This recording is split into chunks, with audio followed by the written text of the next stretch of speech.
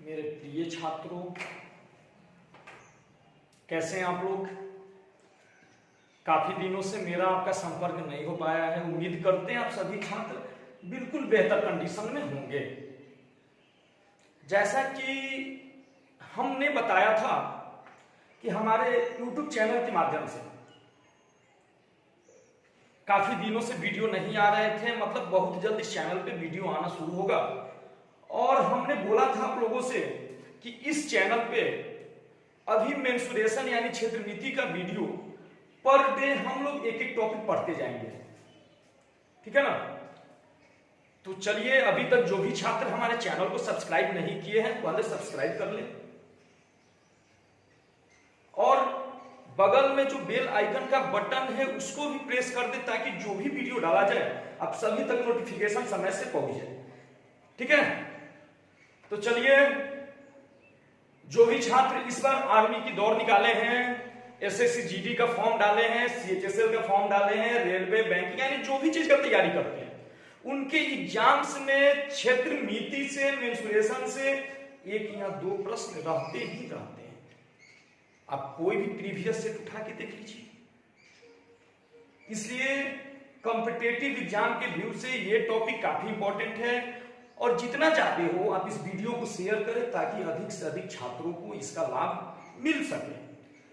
तो चलिए, देर ना करते हुए हम टॉपिक स्टार्ट करते हैं। बिल्कुल बेसिकली, बिल्कुल जीरो लेवल से अगर आपको जोड़ घटाव गुना भाग आता होगा तो ये चैप्टर बढ़िया से समझेंगे। बहुत सारे छात्रों को इसमें दिक्कत होता है। मेरे यहाँ भी बहुत सारे छात्र ऑफलाइन पढ़ रहे थे लॉकडाउन के पहले, तो सबसे ज्यादा परेशानी उनको इसमें होता था। तो चलिए, परेशानी को दूर करते हैं और आप लोगों की पढ़ाई की आदत भी छूट गई होगी। तो आप लोग कॉपी कलम लेके रेडी रहिए और हम लोग अब पढ़ाई करेंगे। तो आइए, क्षेत्रमिति में सबसे पहले क्षेत्रमिति समझिए।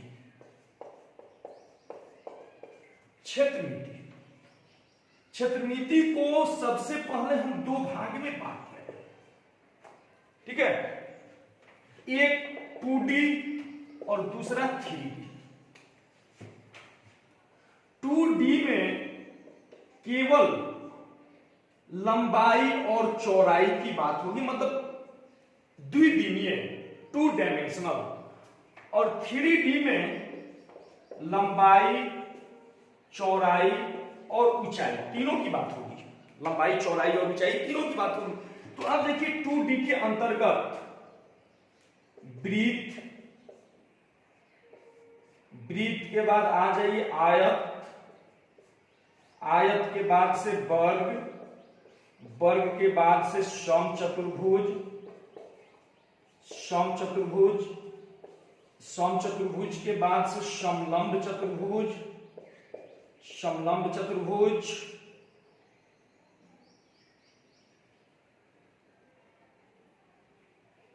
इसके बाद षष्ठभुज, यानी यही सब लगभग मोटा मोटी यही सब आता है। अब इसी सब में कभी कभी करेगा कि आयत में से वर्ग काटेगा, फिर समचतुर्भुज, समलंब चतुर्भुज, यही सब करेगा।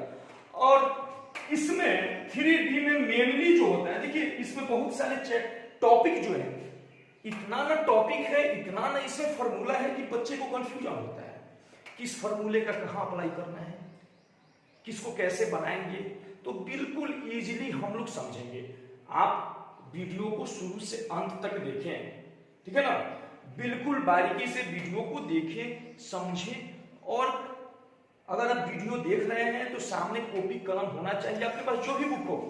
कॉम्पिटिटिव छात्र मेनली जो है R S. Agarwal 1 writer, 2 writer, 3 writer, S D. Yadav, Richa Agarwal, Rakesh Yadav, यानी जो भी आपके पास बुक अभी अवेलेबल हो उस बुक में से आप क्षेत्रमिति को निकालिए और क्षेत्रमिति को निकालिए और जो भी टॉपिक हम अभी पढ़ाएंगे उस टॉपिक से प्रश्न ढूंढ ढूंढ के बनाइए। उम्मीद करते हैं बिल्कुल बनेगा और हर एक टॉपिक क्लियर करेंगे। अभी हम परिचय करें। अब 3D में आपको मिल जाएगा सबसे पहले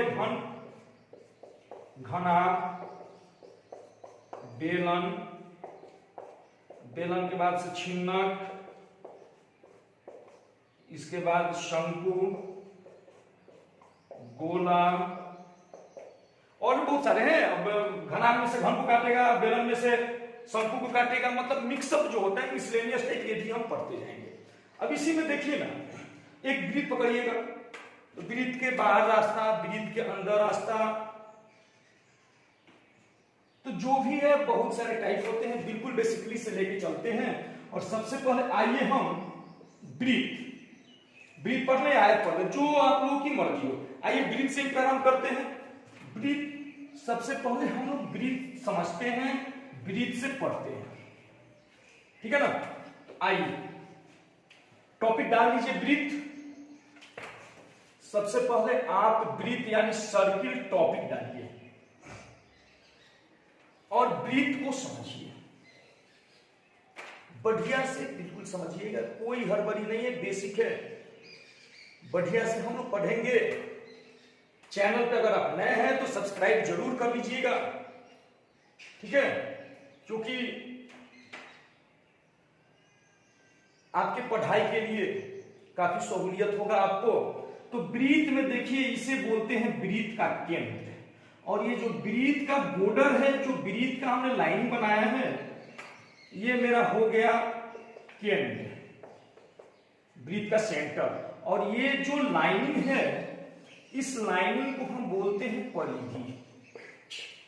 परिधि, ठीक है।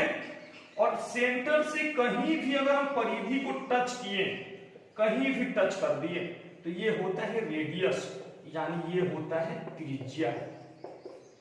और यही अगर कहीं भी एक छोर से दूसरे छोर, यही अगर एक छोर से दूसरे छोर, या एक छोर से दूसरे छोर, या फिर एक छोर से दूसरे छोर, कहीं भी मतलब टच किए, और वो लाइन जो है सेंटर से होके जाना चाहिए। सेंटर से अगर होके लाइनिंग जा रही है तो इस लाइनिंग को हम बोलते हैं व्यास। ये समझना जरूरी है आपको। और आपको पता है कि जो भी ब्रीथ होता है, एक ब्रीथ या एक सेंटर, एक बिंदु 360 डिग्री का कोण बनाता है, 360 का। अगर हमने एक डॉट डाल दिया और पूछा जाए कितने डिग्री का कोण है, तो 360 डिग्री का कोण होता है। तो ब्रीथ से मेनली आपको निकालने के लिए देता है, कभी कभी आपसे आर मीन्स त्रिज्या पूछेगा, कभी आपसे डी मतलब व्यास पूछेगा, कभी आपसे परिधि पूछेगा, कभी आपसे क्षेत्रफल पूछेगा, यही सब मेनली आपसे पूछेगा। कभी कभी ब्रीथ के बाहर से रास्ता बना देगा, रास्ते का आपसे क्षेत्रफल पूछेगा, कभी कभी ब्रीथ के अंदर बना देगा, इसका क्षेत्रफल पूछेगा, कभी कभी अर्धवृत्त पूछेगा। तो आइए सभी फॉर्मूला को हम जानते हैं, बिल्कुल बेसिकली आसानी से सभी फॉर्मूला को हम जानते हैं और इसके बाद समझते हैं, ठीक है ना।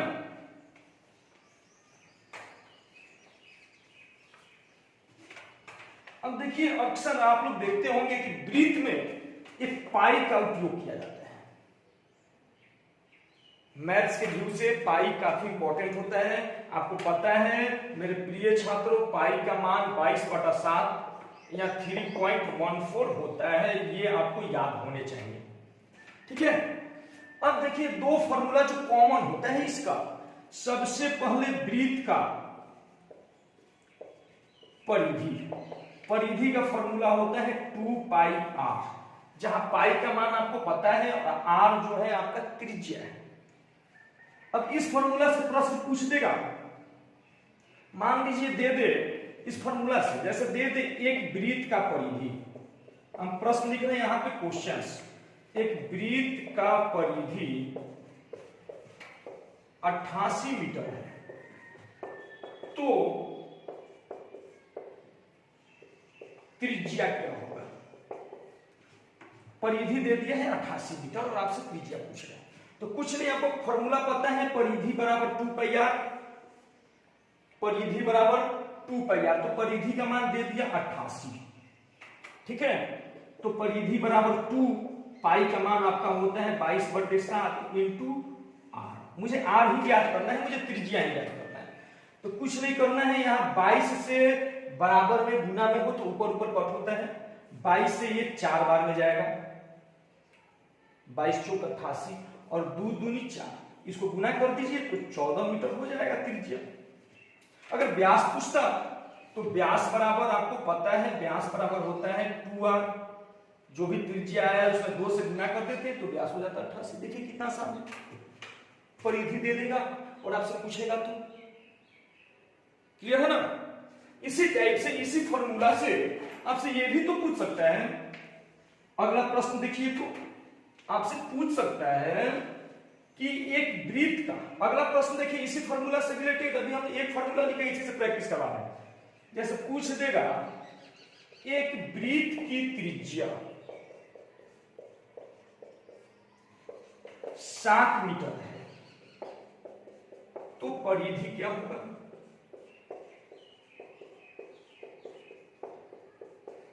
तो परिधि क्या होगा? तो अब देखिए मुझे पता है कि परिधि बराबर होता है 2 पाई r। तो मुझे परिधि ही ज्ञात करना है, तो परिधि बराबर 2 पाई का मान होता है 22/7 और इंटू r का मान होता है 7। ठीक है, अब 7 से 7 कट हो जाएगा तो परिधि बराबर मेरा हो जाएगा 44 मीटर, 44 मीटर। कितना इजी है। तो अगर इस फॉर्मूला में देखिए ये इसका मान फिक्स है, इसका मान फिक्स है, तो अगर परिधि देगा तो त्रिज्या पूछेगा, अगर त्रिज्या देगा तो परिधि पूछेगा। उम्मीद करते हैं ये टाइप आपको समझ में आया होगा। ठीक है ना। अब देखिए ये तो परिधि का बात होगा, अब क्षेत्रफल से रिलेटेड प्रश्न। परिधि का फॉर्मूला उम्मीद करते हैं याद हो गया होगा। अब देखिए क्षेत्रफल से रिलेटेड, क्षेत्रफल का जो होता है मेरे प्रिय छात्रों फॉर्मूला, तो क्षेत्रफल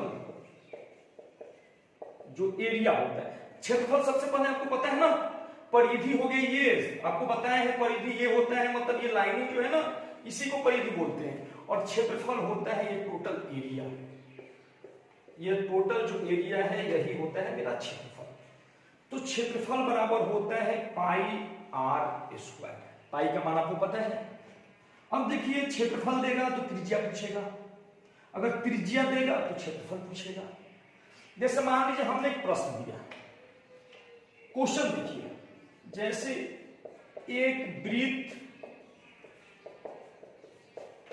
की त्रिज्या मान लेते हैं 14 मीटर है, तो क्षेत्रफल ज्ञात कीजिए, क्षेत्रफल क्या होगा, यही प्रश्न दे दिया। तो देखिए बिल्कुल आसान मेरे प्रिय छात्रों, क्षेत्रफल बराबर फॉर्मूला पता है 2 पाई r, तो मुझे क्षेत्रफल ही तो निकालना है ना, प्रश्न पूछा है।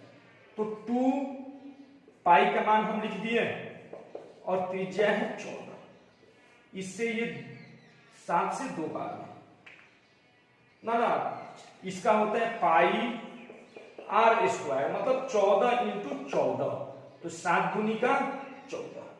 अब जब निकालिएगा 44 इंटू 14, इसको गुना कर लीजिए, शायद 616 मीटर स्क्वायर होगा। स्क्वायर इसलिए क्योंकि यहां भी मीटर यहां भी मीटर, गुना कर लेते हैं, 14 चौका 56, ठीक है। तो इस टाइप से अब इसी प्रश्न में देखिए मान लीजिए क्षेत्रफल इतना दे दे और आपसे त्रिज्या पूछे, उम्मीद करते समझ में, क्षेत्रफल बराबर पाई r स्क्वायर यानी 2 बार 7 दूनी 14, तो ये 14 दूनी 28, सरनाम यहां गुना कर दिए, 22 दूनी 44 और 14, तो 14 चौका 56 के 6 हासिल 5, फिर 14 चौका 56 और 5 61, 616 मीटर स्क्वायर। और यहां भी मेरे प्रिय छात्रों मीटर था, यहां भी मीटर था, तो मीटर स्क्वायर हो जाएगा। क्षेत्रफल ध्यान रखिएगा हमेशा मीटर, हमेशा स्क्वायर होता है, वर्ग होता है, ठीक है ना। और इसके बाद देखिए अगर यही प्रश्न में आपको ऐसे दे देता कि एक वृत्त का क्षेत्रफल 616 मीटर स्क्वायर है, सेम प्रश्न है, केवल हमने चेंज किया आपको समझाने के लिए, 616 मीटर स्क्वायर है, तो त्रिज्या क्या होगा, तो त्रिज्या क्या होगा। तब यहां पे करते क्या, क्षेत्रफल की जगह क्षेत्रफल लिखते, क्षेत्रफल कितने 616, और ये पाई का मान 22/7 और इंटू r स्क्वायर। अब देखिए 22 से इसको कट करेंगे, कटेगा, और नहीं तो 11 से काटिए, 11 दूनी का 22, और इसको काटिएगा तो 11 5 55, तो 6 और 6 मतलब 55 हो गया ये, तो 6 और 6 66, तो 11 66 हुआ, तो 11 6 66, और 2 से काटिएगा तो 2 से काटिएगा 2 8, कहीं हमने गलती किया है, कैलकुलेशन कहीं गलती हुआ, इसको काटिए। 22 से काटिएगा, 22 दूनी के 44, 11 से काटे तो 11 दूनी के 22 और 11 पचे 55, 55 तो 6 और 6, 11 6 66, 2 से काटिएगा तो 28, तो गुना कीजिएगा तो 8 7 56 के 6 14, 196 बराबर आर स्क्वायर। आर स्क्वायर का मान हुआ 196, को गुना किए तो 196। अब ये जब स्क्वायर इधर आएगा तो रूट चढ़ेगा, यानी रूट अंडर 196, तो रूट अंडर 196 का मान होता है 14 मीटर। तो इस टाइप से इसको ज्ञात करेंगे। और इसका जो अगला टाइप है, अभी हम आपको परिधि और क्षेत्रफल निकालने के लिए बताएं, आप बुक से ढूंढ के बनाइए, बहुत सारा प्रश्न बनेगा। और इसके चारों साइड रास्ता, बीचों बीच रास्ता, ये सब अगले वीडियो में बताएंगे। तब तक आप इतना प्रैक्टिस कीजिए और हमारे साथ बने रहिए।